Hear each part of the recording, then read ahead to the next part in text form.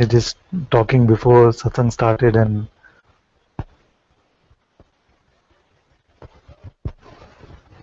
we are looking to see whether we can do the inquiry a little bit and to see who is the witness of thoughts and feelings. And sometimes it just seems like there is no fire in it, no power in it. So then when I ask, so there are only two options basically.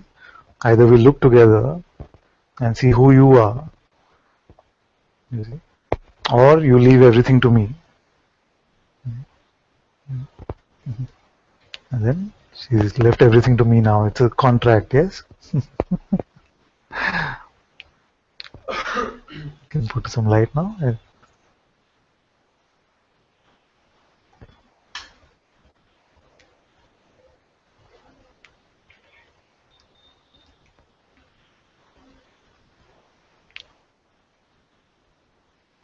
Many variations of half surrender that I used to speak about earlier.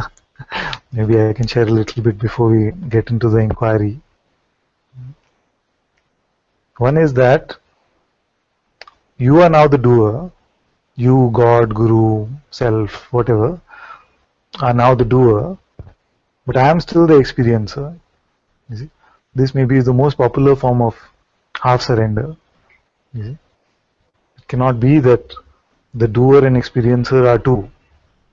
It must be that you are the doer and you are also the experiencer. As it is said in the scriptures in India, it is Tvam Karta, Tvam Bhokta. So this is one form of half surrender where we say to God that, yes, I leave everything to you, but please make sure that I'm well taken care of, you see.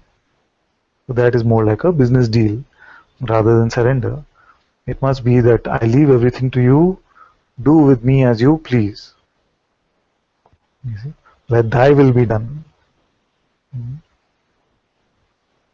It is not a way to get my will to be done by saying that I am offering up everything to you as a way of getting my will to be done. You see? So let thy will be done. So this is one version where you say that you are the doer, but make sure my experience is a certain way, the way I want it to be.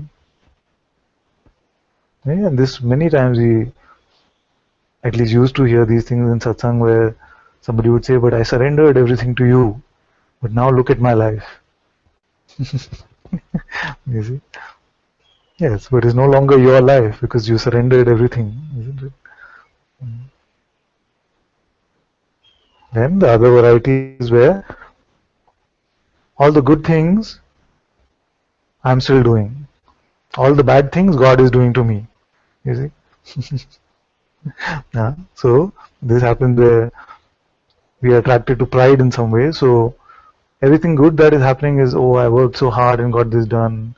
But why did you have to do this to me, God? Everything was going so well. You see? So all the blame is God's and all the credit is yours, the quote unquote yours. That is one version. The other ones who are attracted to guilt and unworthiness, they will take on all the blame. You see? All the blame will be theirs and all the credit goes to the world or to God or to Guru. You see, even that is half surrender. You see? Because otherwise then we retain this guilty victim mindset. You see? So all these variations, and there could be a few more, but these are the main ones I feel. You are the doer and you are the experiencer. Let thy will be done. All actions are yours. All inaction is also yours. Every single movement of a blade of grass is yours. You see? Every emotion is yours. Every sensation is yours. Yes.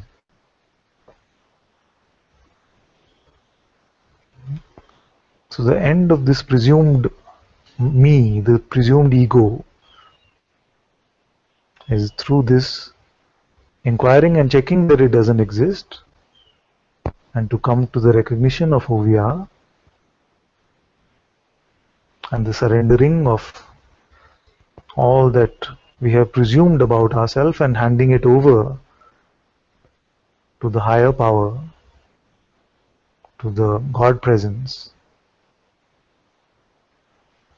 Both are the same because we are not picking up anything, any attribute, any conditions.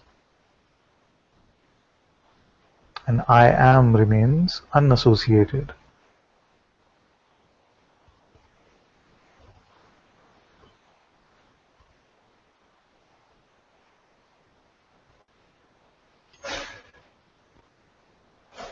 And both the legs of the ego, desire and doership,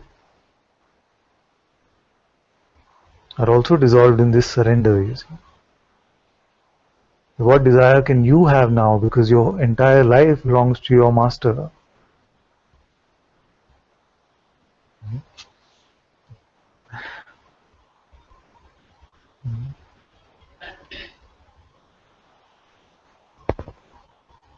And the prayer already is that let thy will be done. May you be the doer of all actions and inactions that happen through this body.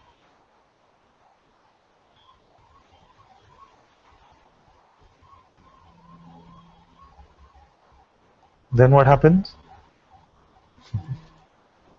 Then we see that actually surrender was just a play.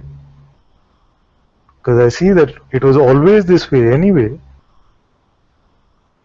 There never was a me here that was doing anything at all. It was always you, my Lord. You see, oh my Master, always you. You see? I said earlier that God is not waiting for your surrender. You're not sitting over there waiting in the corner, for the tag team, the tag to come, okay, yours now. God is already running this life and experiencing this life. You see?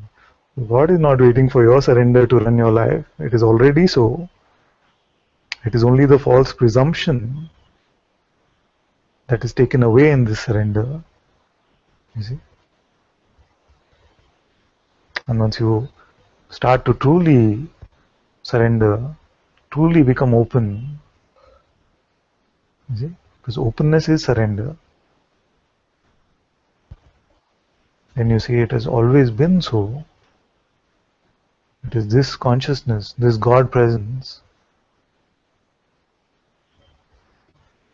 which has been the only doer and the only experiencer here.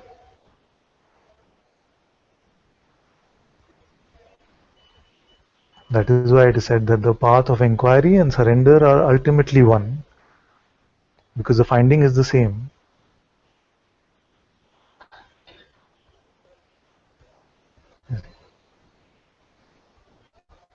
Mhm.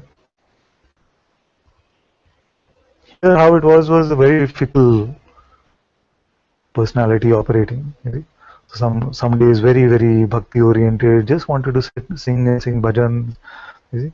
Another day just wanted to inquire and say, what is this bhajan stuff? You see, it was just fluctuating. You see? And even that is fine. There is no set template for freedom. It is only a response to your inner urge of coming home, of self-recognition, of not playing as if you are separate anymore.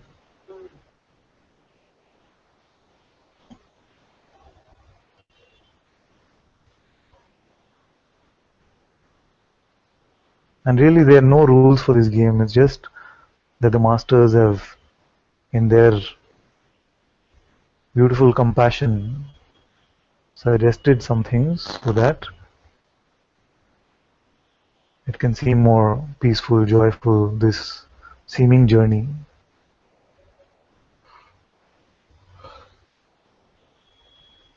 And it is inevitable, this recognition of the self, this coming home, inevitable, because actually you never really left anyway. You see?